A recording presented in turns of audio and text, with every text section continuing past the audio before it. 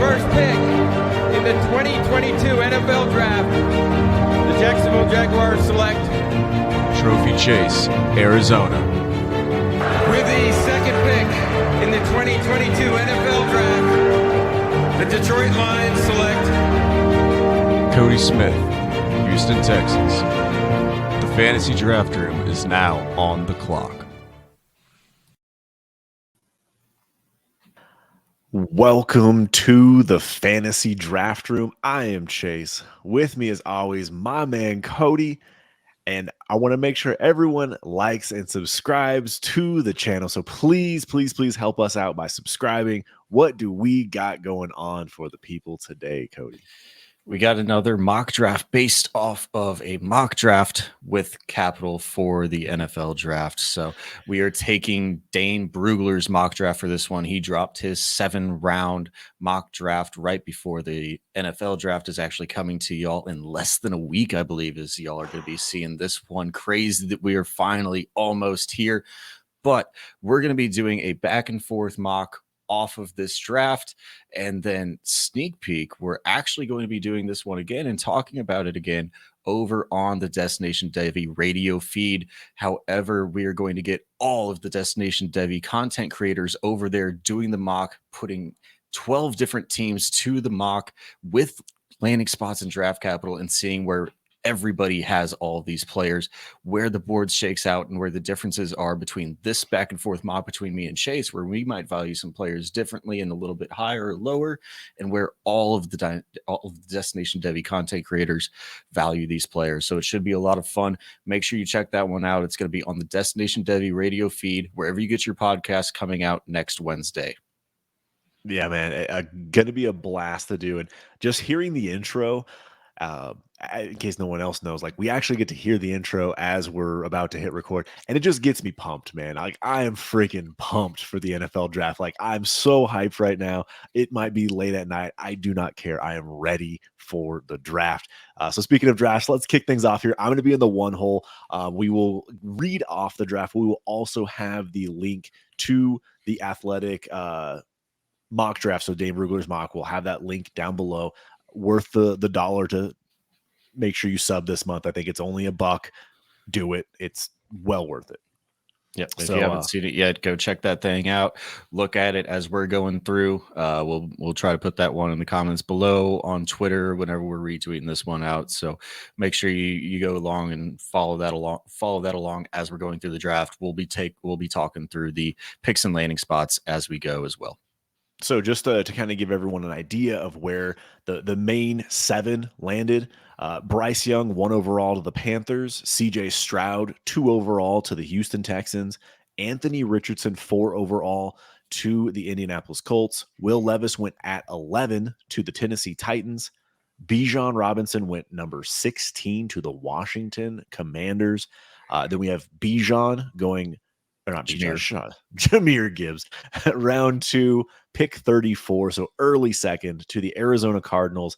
JSN, first round, pick 20 to the Seattle Seahawks. So those are the main ones you need to know. My first pick, the landing spot is perfect for me.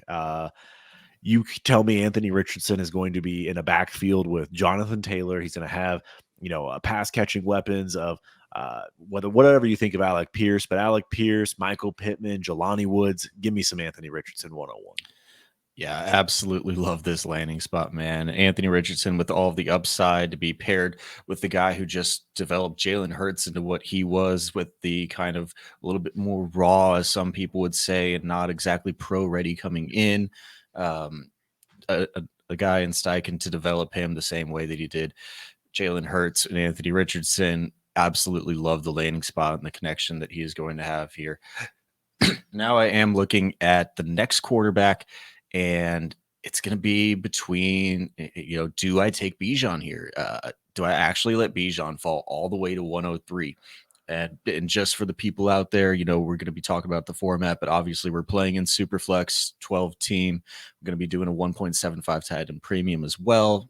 Everything else basically standard across the board from there. And even in that format, I'm going to lean into it, man. I don't really like the landing spot as we currently see it for Bijan, and so I'm going to lean into another quarterback. I'm going to take Bryce Young, number 1 overall to the Carolina Panthers. They believe in him. They made the trade up for him. It seems like this pick is pretty much a lock at this point. I think that line has moved all the way to like minus 1,000 on the betting books right now. So it seems like we have our 101 locked in place with Bryce Young, and I'm going to take him over Bijan. Even I don't care in the super flex position, and with the landing spot that Bijan got at 16 overall to the Commanders, I don't know. I'm just going to go with the quarterback because I'm going to play that value in super flex, and I'm going to think that the long-term value, or at least the first year of Bijan Robinson and the Commanders offense, isn't going to be able to feature him the way we want him to see. Yeah, I'm with you. Leave me a tough spot here at 3. I mean, Bryce Young I was hoping he'd slide, but I know our rankings and then him going 1 overall to the Panthers, which is a lock at this point. Man, all right, CJ Stroud, Bijan Robinson. I gotta go with Bijan.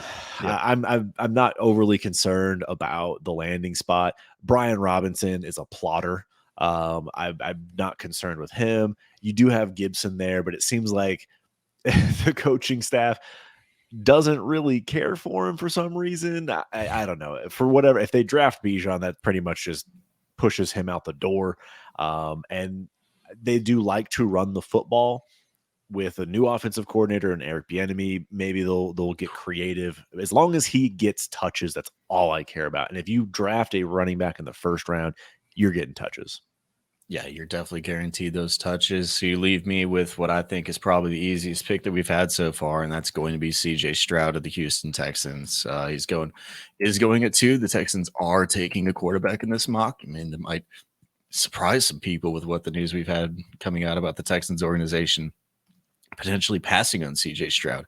I personally don't believe it's because of the agent. I believe that there's some questions about CJ Stroud and his commitment to football and being a commensurate professional and everything like that. I think some of those things have kind of started to leak out, and maybe the Texans aren't in on that. I don't think it's the agent thing. I just don't think they're actually in on CJ Stroud. So it'll be interesting to see if it happens and plays out this way, but I am actually at the point to where I think they are not taking a quarterback at 2 if they stay there.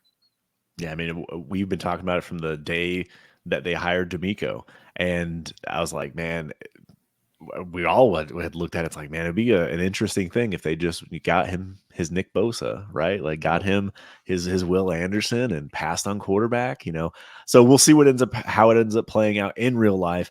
We'll break down some more insights on the CJ Stroud stuff on the actual podcast.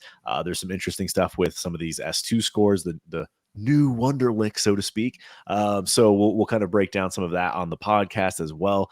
So here on the 5 spot, normally I wouldn't. I don't know. It's such a tough spot. Will Levis went to the Titans at 11, right? And then I have JSN over here, number 20 to the Seattle Seahawks.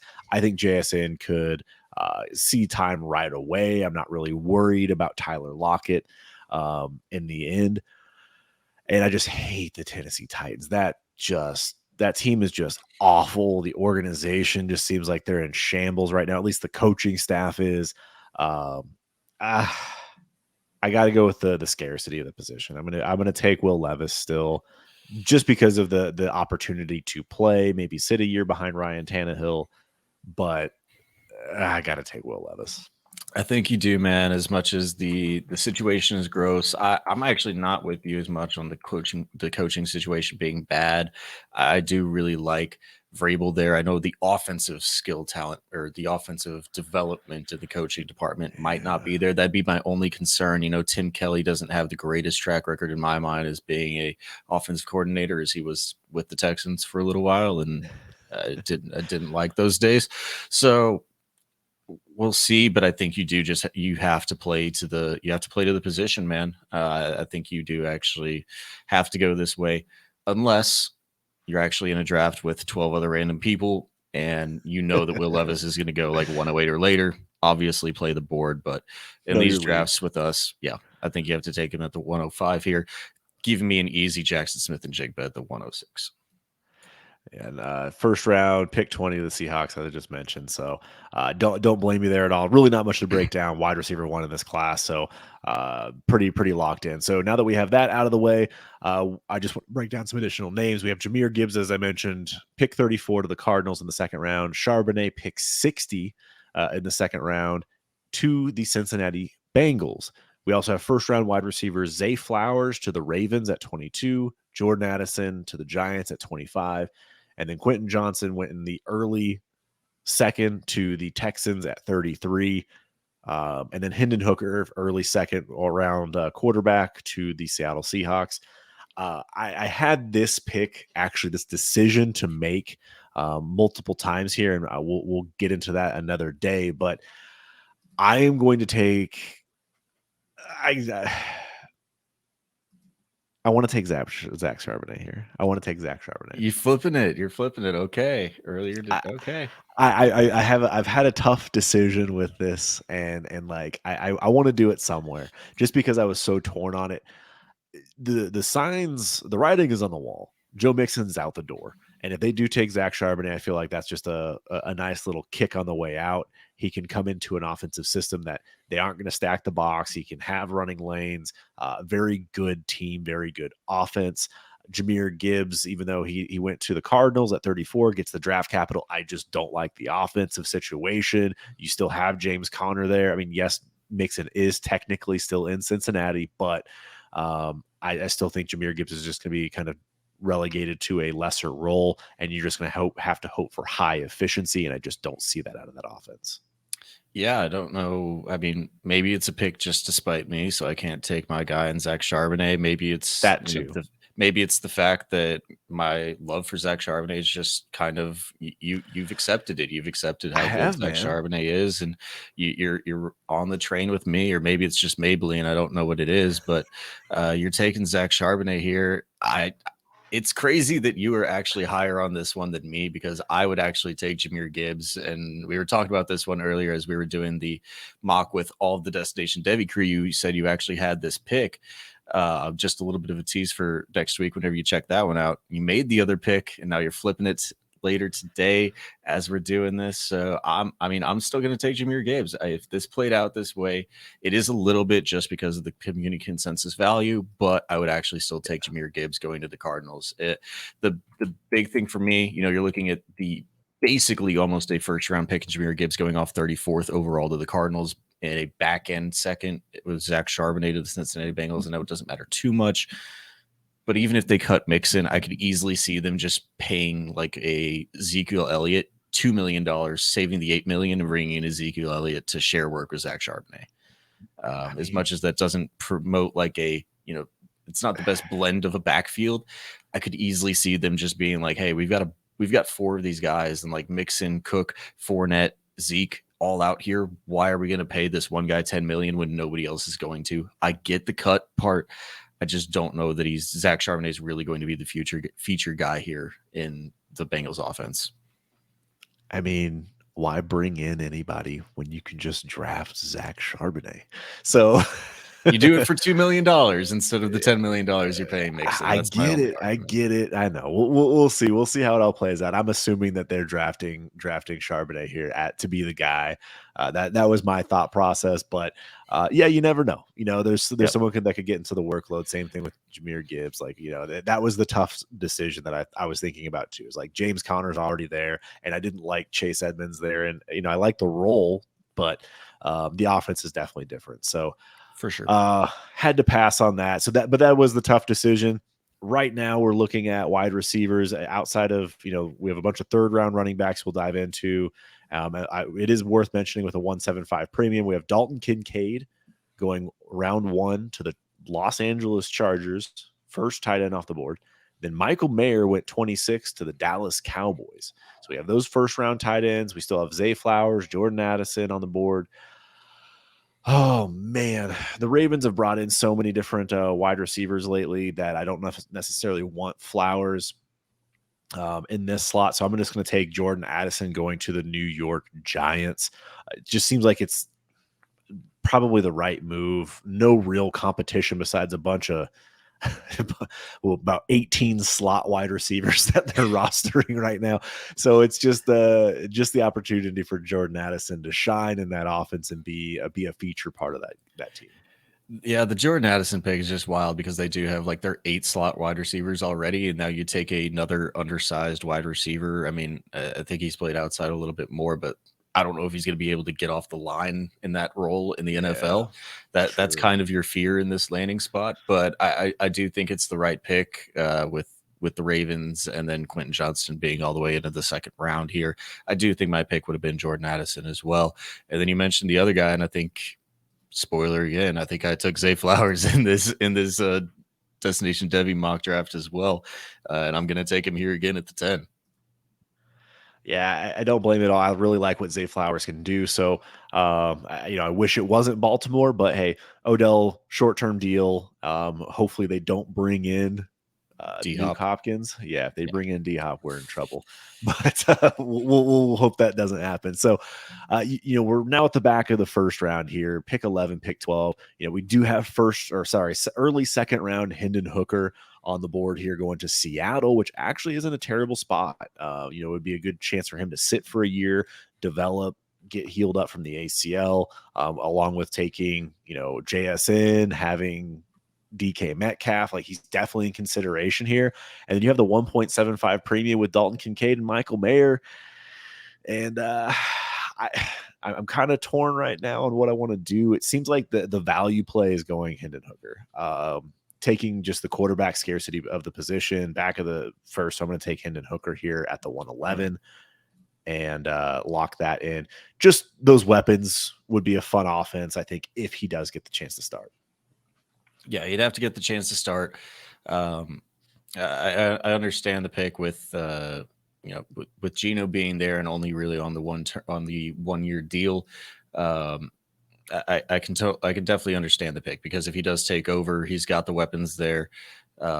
We got Jackson Smith and Jigba even being drafted to really replace Tyler Lockett at his age 31 season. So you're not losing anything in that. Fantastic landing spot for him. So I've got some concerns that I might raise up later with that exact type of landing spot, but I do still like the pick and the value that you're getting on Hooker here as a back end of the first for a quarterback in Superflex League. So you are going to leave me. I'm going to go back to the well on the guy who he's not a first round wide receiver, but he is going to the Houston Texans at 33 overall, like you said, Quentin Johnston. And it's a pick out of a normal range of first round draft pick. I do still like the profile. The athletic profile, it doesn't come in as great. There's games where he disappears, but with the rest of the wide receivers on this board, I think I'd rather just have the fourth guy off the board and the fourth guy in my rankings, if it was to play out this way, in Quentin Johnston, and then just kind of play the board the rest of the way. Yeah, perfectly fine with that. Makes a lot of sense. Really have nothing to debate there. That would have probably been my pick as well. And, I was hoping you would have left me with an easier decision, because now I'm looking at the two tight ends. For me, this is the range. And I love Dalton Kincaid. I really do. He's our tight end too in the class. The draft capital and the landing spots for both of these guys are very good. Dallas getting Michael Mayer, and then Dalton Kincaid going to the LA Chargers. I mean, we've seen what Dalton Schultz could do in that Cowboys offense. And we know that Chargers have a high-powered offense, and they brought Kellen Moore over, so they'll probably feature tight end a little bit more as well. So that will be very exciting. I just Michael Mayer, I'm going Dalton Kincaid. Pass catching weapon, high-powered offense. You can have your guy. I'm going to take Dalton Kincaid here. Love what he can do as a receiver. So cue me up some Dalton Kincaid. Yep, with Dalton Schultz heading out of town, Michael Mayer is the tight end that I would have taken instead. But I'm not gonna fault you for that pick. Obviously, the high-powered offense is probably more so in LAC next year, as they're bringing over Kellen Moore and then replacing what's the Schottenheimer in Dallas, and really it's going to be a McCarthy offense. So you're really just hoping on probably a lot of lot of efficiency from the Dallas offense this year, but we've seen the offense work and be successful before. I love Michael Mayer, the talent. He's the best guy all around coming in my opinion. So I think he's going to be on the field from day one as the main focus tight end. Dalton Kincaid will still split a little bit, I believe, with Gerald Everett as he's still there for another year. So I'm going to take my tight end one, and Michael Mayer with pretty similar capital here, but I do still love Kincaid as well. Yeah, I it was definitely a tough one, and I think you're right. In the end, you're gonna have Mayer on the field right off the rip. No questions about it. He's gonna overtake Ferguson and Peyton Hendershot. So, yep, good pick there. All right, so you made this one a little more challenging. So let's go back to the receiver well and kind of give you some ideas of what receivers and running backs are still on the board. So in the second round, we have Jalen Hyatt going to New Orleans at pick 40, Josh Downs going to the New England Patriots at pick 46, and then Cedric Tillman, pick 59 to the Buffalo Bills, and Tyler Scott, pick 63 to the Kansas City Chiefs. So there's your second round wide receivers. You now have third round running backs on the board of Devon Achane going to the Denver Broncos at 67, Tajay Spears going to the Houston Texans at 73, Tank Bigsby to the Rams, Roshan Johnson to the Tampa Bay Bucks, Kendre Miller to the New York Football Giants, and Izzy Abanikanda to the Philadelphia Eagles in the third round. So those are your third round running backs. And then, yeah, that's kind of where I'll leave it for right now. All right, let me stall. I think I'm going to go to the running back. Well, it's such a tough spot, man. Like, this really is a tough spot. This is a massive tier break in this format with how this board played out. This is it. That pick right there is the massive tier break. Yeah, I think I'm just going to go with the wide receiver that I like. I don't necessarily love the offense, but I really like what Josh Downs is, and he goes in the second round. Patriots have an open wide receiver room. Technically, it's anybody's game. You got Juju there, so that's something. Tyquan Thornton, who knows what he is. So I'm just going to take the shot on Bill O'Brien and that offense being a little bit different, and him getting the opportunity to get some targets right away. Yeah, really, really like that one. He's the Patriots landing spot is the only thing, right? Right. You're hoping for the bounce back with the Patriots offense. So I like the player. We'll see what happens with the Patriots, and you're just making the bet there on the fact that they rebound and Mac Jones or Bailey Zappi, I guess, if some people really think that's happening, can bounce back. You're leaving me in a little bit of a tough spot because there's one wide receiver I really like yet, but I want the running back value a little bit. I want the running backs a little bit more yet, in my opinion. So I'm going to go that way. I'm going to go with my highest running back that's still on the board. And I'm going to lean into Devon Achane. I'm going to lean into Devon Achane, 67th overall to the Denver Broncos, because look, we still got Javonte coming off of a devastating knee injury, a multi-ligament knee injury, and we'll see how he can recover from that. But at the beginning of the season, I think Devon Achane has a real shot to be a central part of this offense. And so I'm going to take the guy that, all alma mater coming out right here as I slap things across my desk, and we'll take Devon Achane and put it back to you at the 2-5. I don't blame you at all.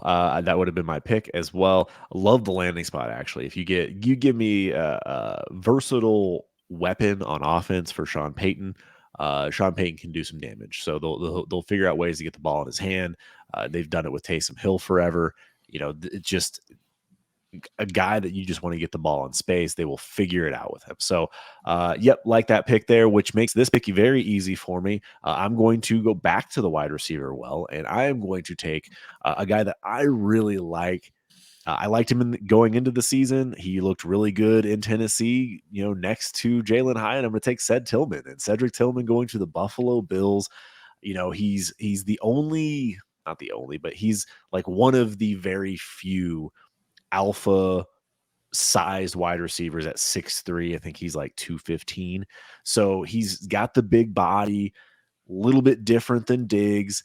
And, if he's going to Buffalo in that high powered offense, they're going to throw a ton. And I would be very excited to see him in that opportunity in that offense. Yeah, really, really like Cedric Tillman. Truthfully, if these landing spots played out this way, either Cedric Tillman 59 overall to the Bills or Jalen Hyatt 40th overall to the Saints, I'd have a hard time putting Jalen Hyatt over Cedric Tillman in my rookie drafts, and I think he played it out the right way. I'd probably have Cedric Tillman going off the board before Jalen Hyatt, even, coming off the injury. I think if the injury didn't happen, we might have it this way regardless of what happened this last year. So I like that pick. I'm going to not lean into that Jalen Hyatt and take these two Tennessee wide receivers back to back, though.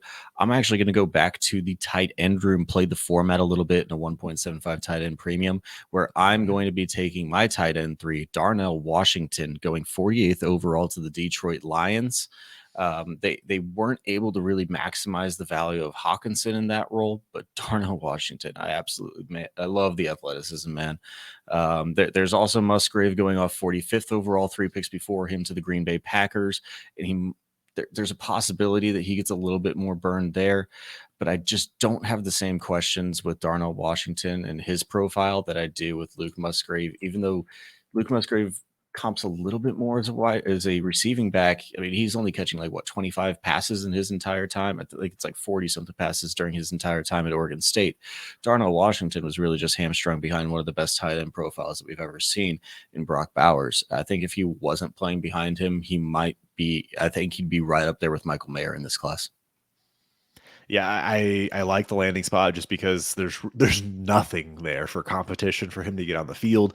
Very good blocker, so the concern with him is that he's going to be more in line than anything. But they have featured T.J. Hawkinson in the past, and with his ability, that team has been historically good at falling within the 5-yard line. So who knows, instead of Jamal Williams rushing in for touchdown since he's gone, I know they got Monty, but maybe they'll just throw some jump balls to their 6'7" tight end who's a freak athlete. So that's a possibility for some touchdowns there. You do make this pick a little bit easier for me because you did mention Luke Musgrave going to the Green Bay Packers, and you do have Tucker Kraft, the other second-round tight end, going to the Jacksonville Jaguars. So good little landing spot there. Just because of the format, I'm going to do it. All right, I was looking at Jalen Hyatt one more time. I'm going to go back to Luke Musgrave, and I'm going to take Luke Musgrave here. Athletic, big body, just unproven, really kind of a complete unknown. He's either going to be very good or not. So, yeah.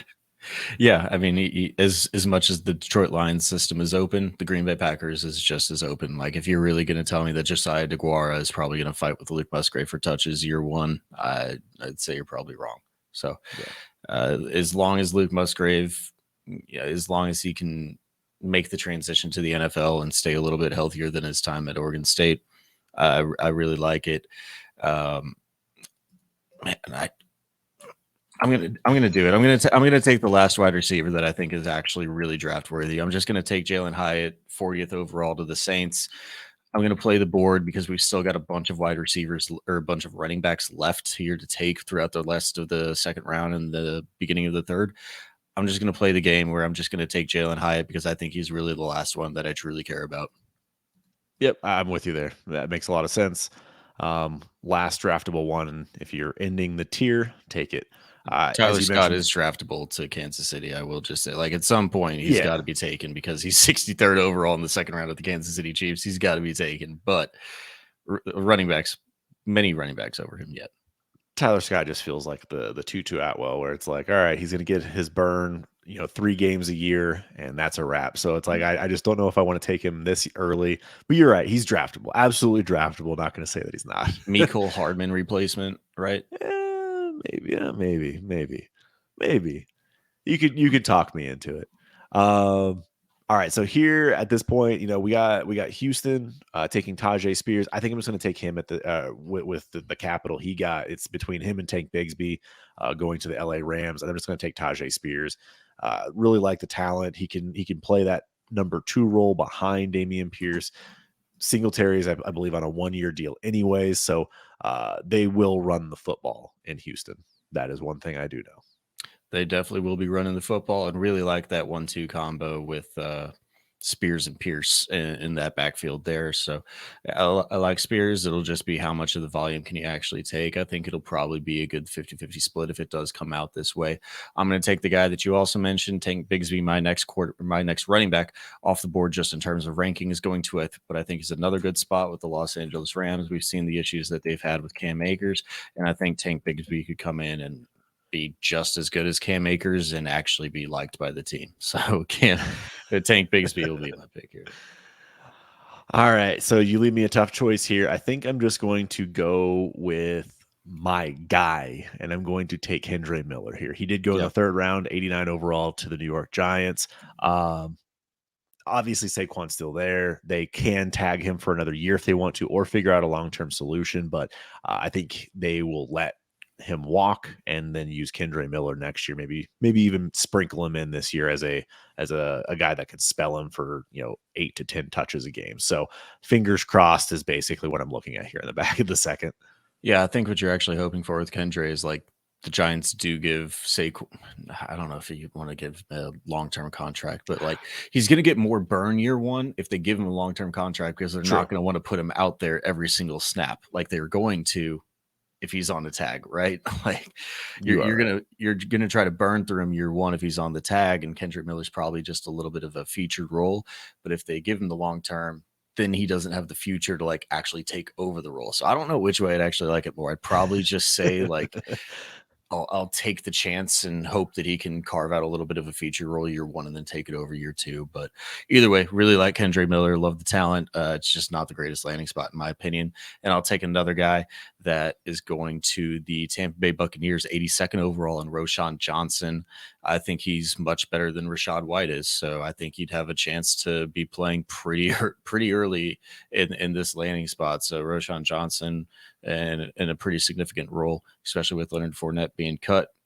Roschon Johnson's going to be my guy here. Yeah, so you had Kendre right there at the 11. Yeah, my so bad. I'll get your pick in. You're Not good. Skip your pick again, as I normally do. I skipped my pick here. So I'm up again at the 3-1. So we'll just kind of wrap up where we kind of have tier breaks ending here. I'm going Izzy Abanikanda. I love the landing spot. I was actually considering taking him last pick. He went to the Philadelphia Eagles. You got Rashad Penny on a 1-year deal, and Kenny Gainwell is, despite what you hear from Matt Kelly on the Sonic Truth, he is not the truth. It is not the Kenny Gainwell season. So give me some Abanikanda there in Philly.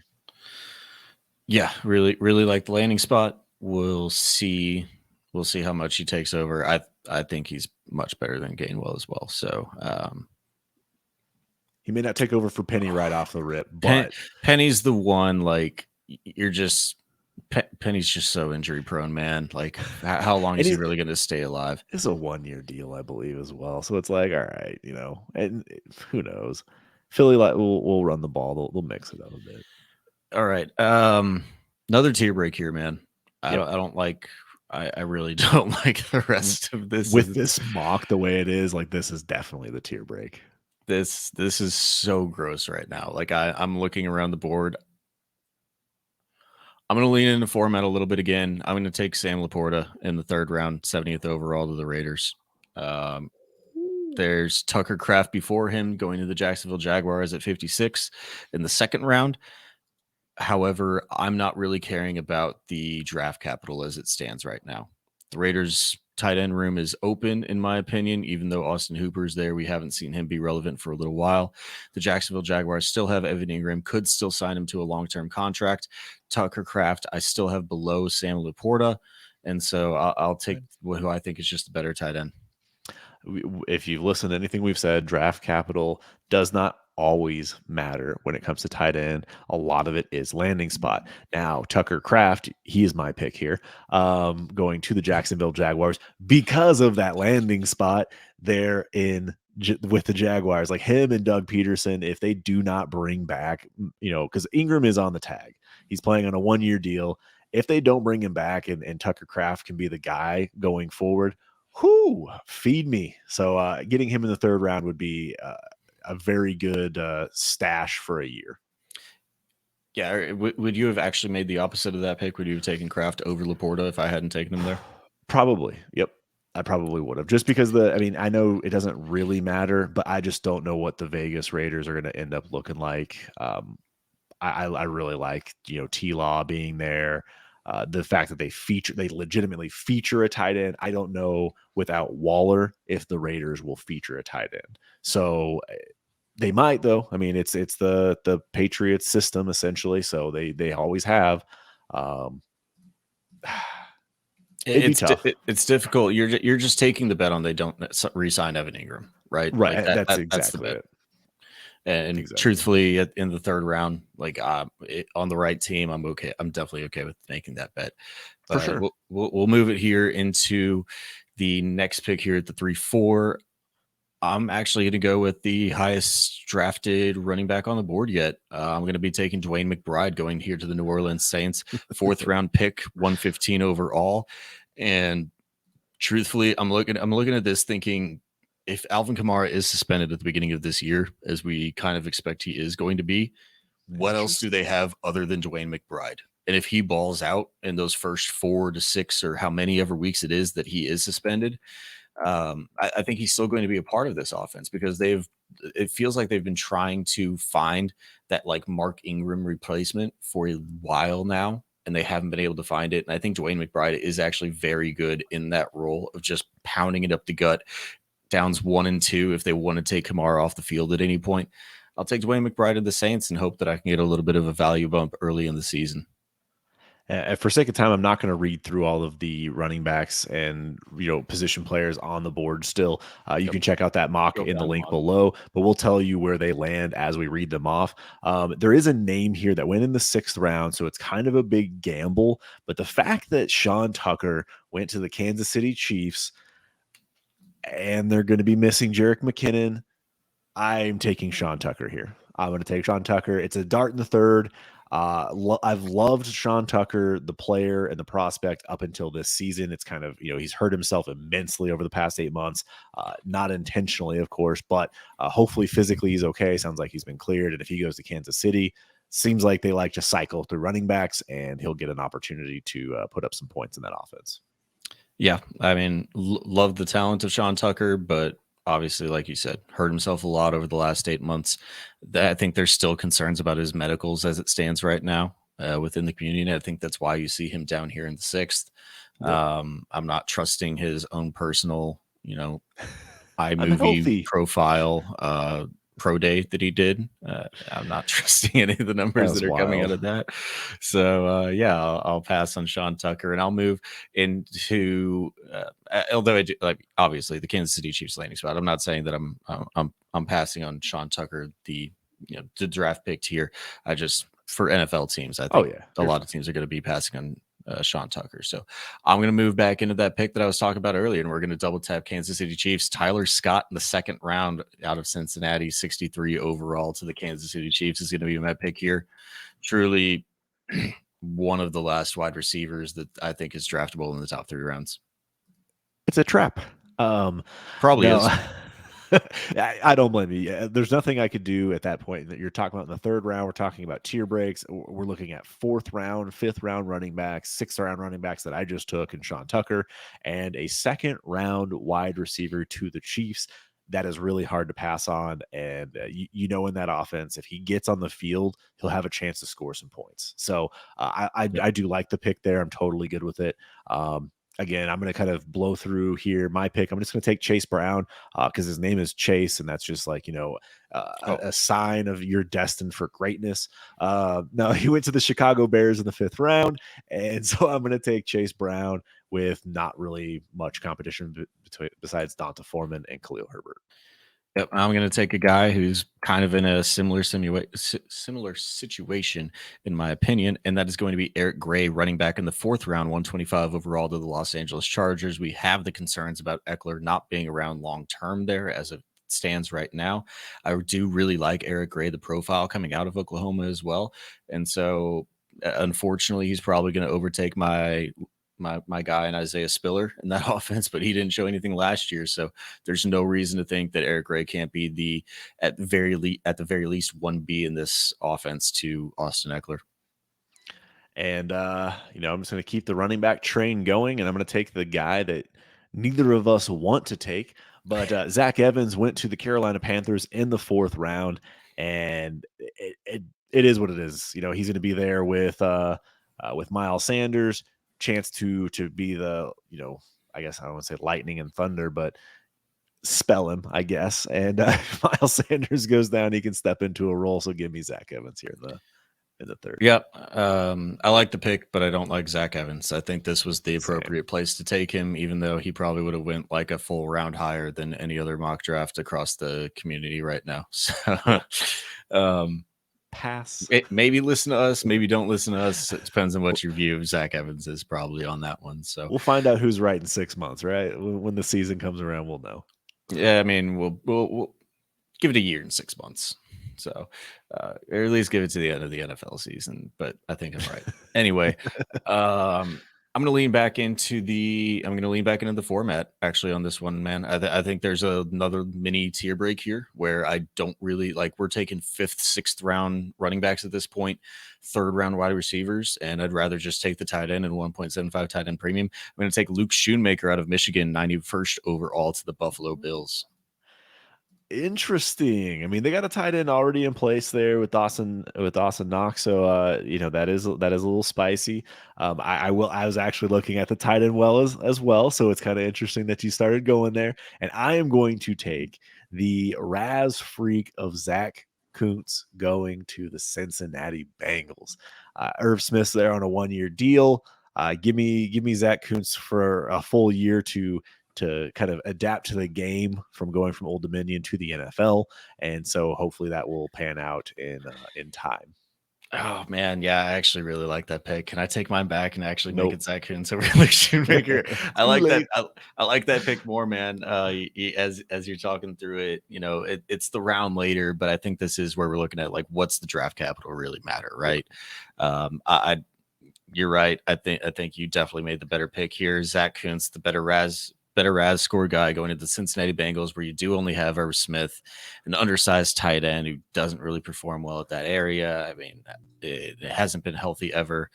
Yeah, I think you're right. And that pick probably should have been Zach Kuntz. Good pick. Props to you.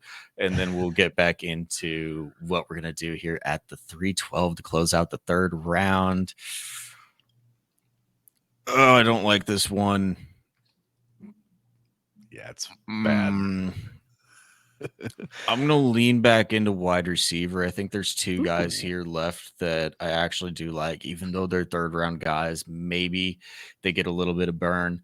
The first one I'm going to be taking here, if I do take another one, it is going to be Marvin Mims going to the 3rd round, 79th overall to the Indianapolis Colts. Even though I like the guy out of Cincinnati last year, I think that he could still be Alec Pierce could still be pretty easily overtaken by Marvin Mims in this offense and be the 2 for a Anthony Richardson led offense. And hopefully he can develop the passing game a little bit more to be more consistent there. And Marvin Mims can be the 2 behind Pittman. Did you want to do a 4th round for second time? We're 45 minutes in. Let's burn through it real quick. No analysis. So let's just burn through. All right. So since you took him off the board, I'm going to take Evan Hull going to the Green Bay Packers, replacing AJ Dillon. Yep, I understand that pick. Let me get it up for you, and then I'm gonna go back to back on the wide receivers. I'm gonna take the other one in the 3rd round. It's gonna be Jonathan Mingo to the Tennessee Titans. Hopefully, their offensive passing game can step up, and Jonathan Mingo can be the 2. All right, I'm good with that. And like I always say, I pound running back and wide receiver, Don't do it. running back and tight end on the way out. So I am going to go ahead and take. Pause. Don't do it. Don't do it. Don't take Deuce Vaughn to the Seahawks. Don't do it. No. Maybe him. Maybe not him. I'm gonna take Deuce Vaughn. I'm taking. God damn it! Deuce Vaughn. He went to the Seattle Seahawks. So, he's a scat back. We'll find out. I mean, I guess we don't know what he is in the league. So 4th round dart throw. Yeah, I'm okay with it. Oh God. Okay, we're real freaking gross now. It's spiraling quickly. It's going I, downhill I pretty gave you quick. the out. I said 3 rounds. We should just call it.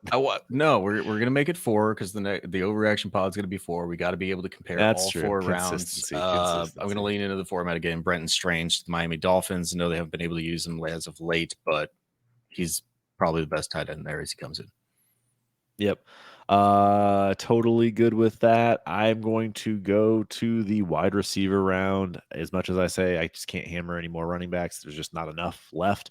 So I'm going to go ahead and take third round wide receiver Tank Dell going to the Minnesota Vikings. Who knows what opportunity there is there? Yeah, dart throw. Yep, Here we are. absolute dart throw, but do like the pick. I'm gonna go with Kenny McIntosh to the New England Patriots in the 6th round. All right. While you are still there, you can just stick around with those running backs. Actually, no, you're not going to have to stick. Yes, you are. No, you're not. I'm going to go with Jaden Reed, Michigan State wide receiver, 3rd round to the Carolina Panthers. You know, something's got to work, right? So Panthers getting themselves a quarterback and a wide receiver. Not much there in the Carolina system, so yeah, like the Yep. pick. I'll follow you in the wide receiver room. I'm going to go with Rashee Rice. He fell a little bit in this draft, but going to the Arizona Cardinals, they don't really have anybody, especially if Nuke does leave. Sticking with wide receivers, I'm going to take, everyone loves this landing spot. And, if they draft him, he's got to be, elite, right? So Charlie Jones going to the Pittsburgh Steelers here in the 4th round, pick 120. So, yeah, give me some Charlie Jones. Oh, goodness. Okay. You don't like that analysis, that breakdown of Charlie Jones? And I mean, you and I both know what that analysis is. And troll, just totally messing. Absolute trolling me, just absolutely trolling me. I'm going to lean back into the running back room. Chris Rodriguez going to the Raiders. Ah, dang it! I was going to take him. I should have done it. I didn't think you'd go there. All right. You know what? I'm going to take the guy that has the best chance to get on the field of all of these running backs, just because their running backs are so fragile. I'm going to take the last running back taken in the NFL draft, according to Dane Brugler's mock, Deneric Prince, going to the Miami Dolphins. There's a shot. There's a shot. However, he's like the 5th running back on that squad right now. So somebody's going to have to get cut, and you just hope it's not. It's not him. Yeah, pretty much. That's what you're doing with that pick.